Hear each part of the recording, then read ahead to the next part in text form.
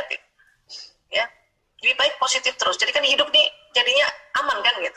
Terus kata Daniel Goleman, sini deh, kamu mau nggak saya kasih penelitian ya, atau saya riset kamu ya, otakmu itu ada beberapa itu kita.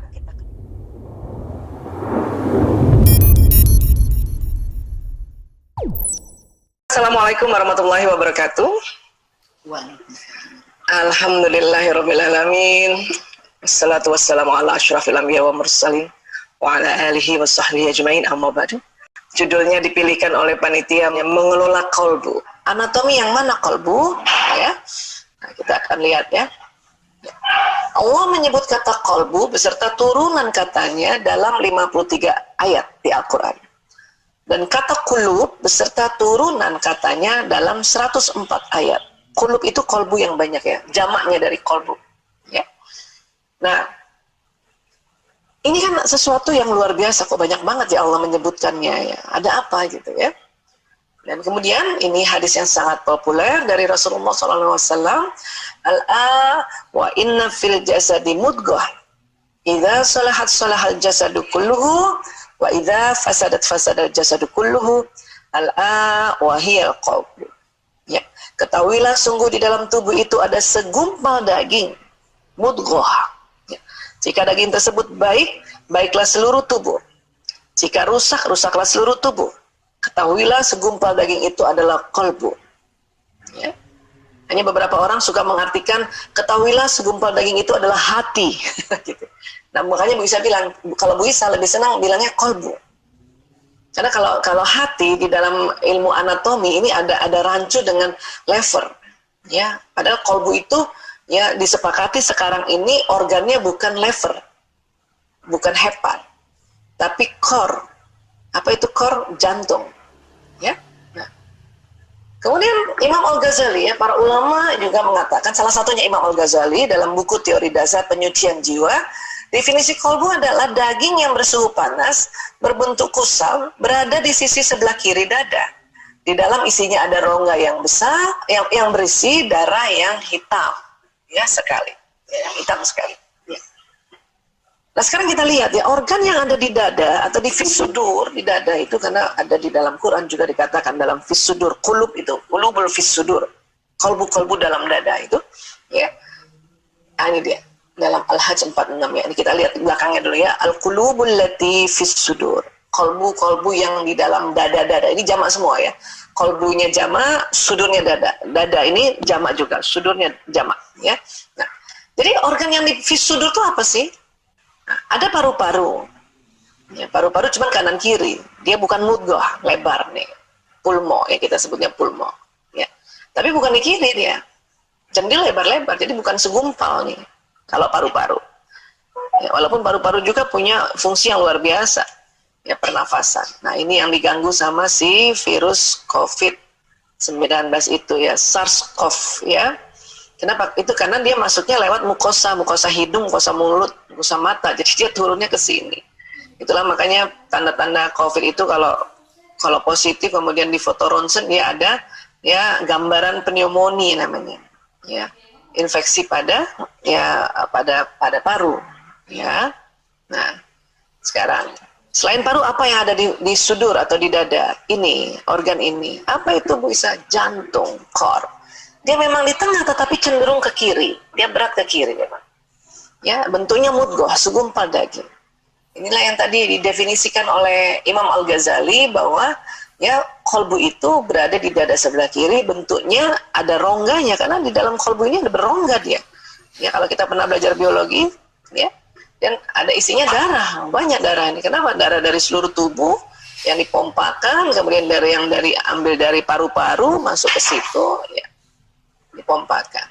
Ya, nah, kalau kita hati secara anatomi yang mana Bu Isa? Nah, hati posisinya di sini, dia bukan di kiri tapi di kanan. Ini kanan ini. Bentuknya juga segitiga.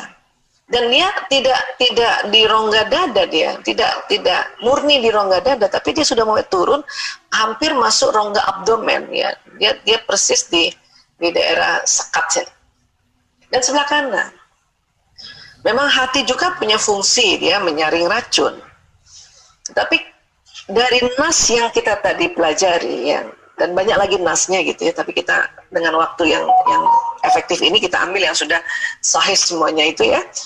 Nah, itu qalb itu yang di dada cenderung ke kiri, bentuknya mudghah. Maka disepakati oleh para ulama dan ilmuwan qalbu itu adalah jantung.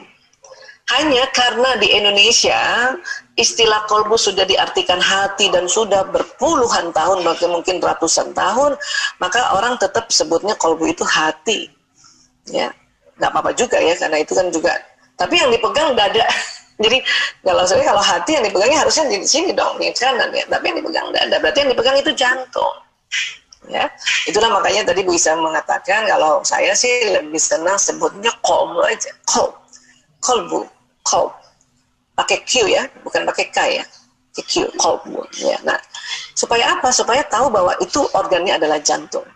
Ya, kita memang dikasih Allah rasa sedih, takut, marah itu memang ada di otak. Itu juga karunia. Nggak boleh juga kita menampik, kenapa sih Allah bikin emosi negatif, harusnya positif terus. Itu karunia. Justru dengan ada emosi negatif kita bisa mengantisipasi.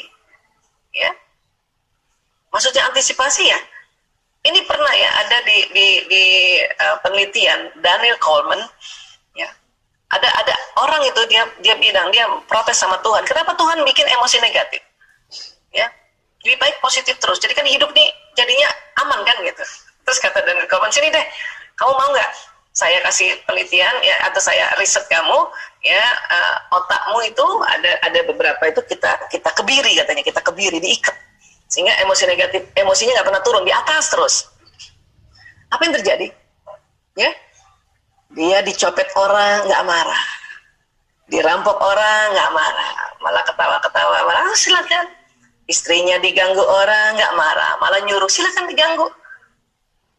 Itu apa benar gitu? Ya, itu kan bahaya. Jadi kita memang ada hal-hal yang memang perlu marah, perlu sedih, perlu takut. Ibu-ibu kalau suaminya diganggu perempuan lain, terus sok atau silakan, nggak gitu Bu, marahlah Bu, marahlah, ya, supaya kita jaga-jaga antisipasi gitu. Hanya Allah minta untuk cepat-cepat move on ke atas, supaya apa? Supaya di jantung ini tidak terjadi sambungan kemarahan yang dahsyat itu tadi. Cepat-cepat naik ke atas. Dan Allah maunya waktu naik ke atas tangganya tadi yang disebut Allah. Allah maunya begitu, yang disebut Allah. Makanya dia, ya Allah, auzubillahiminasyaitonirrajim, astagfirullahaladzim, la ilaha illallah, inna lillahi wa inna ilaihi raji'un. Itu yang disebut. Karena banyak orang ya lagi marah untuk naik ke atas yang disebut nama-nama binatang. Itu yang bahaya itu. Nama-nama binatang. Bukan nama Allah. Yang Allah ajarkan pada kita adalah sebut nama Allah untuk naik ke atas. Oke? Kenapa? Karena kalau kelamaan nanti di jantung terjadi sambungan. Bu Isa, kalau sakit jantung itu apa Bu Isa? Nah, itu lain lagi. Itu pembuluh darah yang ini. Ya, karena ada orang secara turunan pembuluh darahnya, dinding pembuluh darahnya kaku secara turunan atau pendek. Kayak Bu Isa ini pendek ini. Makanya harus hati-hati, jaga juga makanan dan jaga keteraturan sebetulnya, karena pendek punya Bu Isa ini. Ya. Beda dengan neuron yang ada di dalam otot ini, ya, itu bekerjanya adalah menangkap apa yang dikirim oleh otak, menangkap juga apa yang sering diucapkan, menangkap juga apa yang sering dilihat dan didengar. Ya, Bu Isa, kalau yang itu tuh orang sakit jantung dadakan, infak miokard, itu karena pembuluh darahnya karena kaku atau karena pendek. Jadi makanan untuk si daging ini biasanya di sini ya, infak tuh di sini, nanti otak di sini, itu kurang sehingga dia infak, nekrotik atau rusak yang di daerah sini. Ya. Jadi kadang ada juga ibu-ibu tanya, Bu Isa, kalau saya sakit jantung berarti kolbu saya rusak ya? Bukan gitu Bu, ya itu ototnya saja. Kolb ibu yang bekerja di neuron ini masih jalan, ya, oke. Nah, Jadi menurut ilmu neurokardiologi, jantung memiliki otak fungsionalnya sendiri. Ya. Kemudian terdapat hormon kalmodulin sehingga jantung mempunyai kemampuan menyimpan proses belajar dan memori. Keren ya. Kemudian jantung adalah salah satu organ sensorik dan pusat canggih dalam menerima dan mengolah informasi. Ya, jantung secara terus-menerus selain mendapatkan sinyal dari sistem saraf, maka jantung juga mengirimkan sinyal ke otak. Jadi jantung ini bisa ngasih kabar ke otak. Pada saat otak lagi menimbang-nimbang, menganalisa, jantung ngasih tahu gini caranya, gitu terjadi. Ya. Sistem saraf pada jantung atau otaknya jantung, atau kalau kita ganti jantung ini kolbu ya. Sistem saraf pada kolbu atau otaknya kolbu memungkinkan kolbu untuk belajar, mengingat dan mempengaruhi bagian korteks pada otak untuk membuat keputusan fungsional independen. Nah, inilah surat Al-Hajj ini di ayat 46 ya. Bismillahirrahmanirrahim. Maka apakah mereka tidak berjalan di muka bumi lalu mereka mempunyai kolbu yang dengan itu mereka dapat memahami. Jadi kolbu kita ini kulubun yaqilun. Jadi kolbu kita punya akal.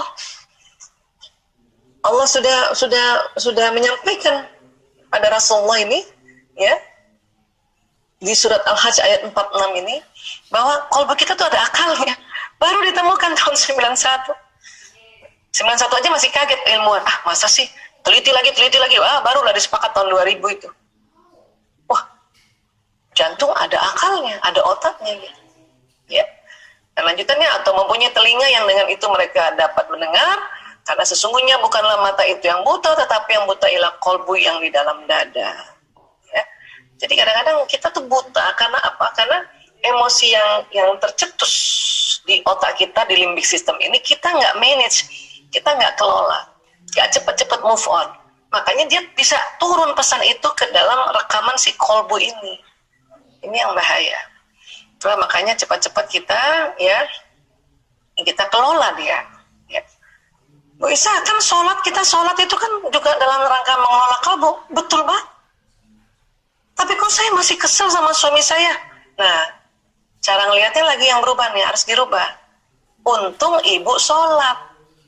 Coba nggak sholat, kayak apa itu? Ya, kayak apa?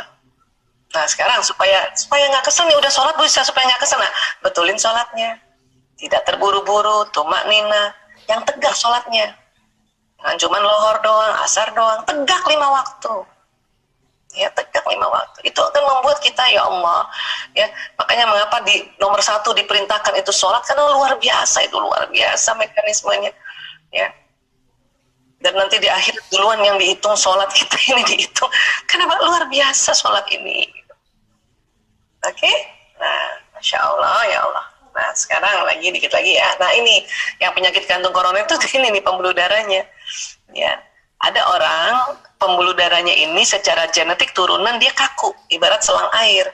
Selang air, kalau ibu beli selang air kan ada selang air yang kaku, ada selang air yang lentur kan. Nah, ini secara genetik gitu. Ya.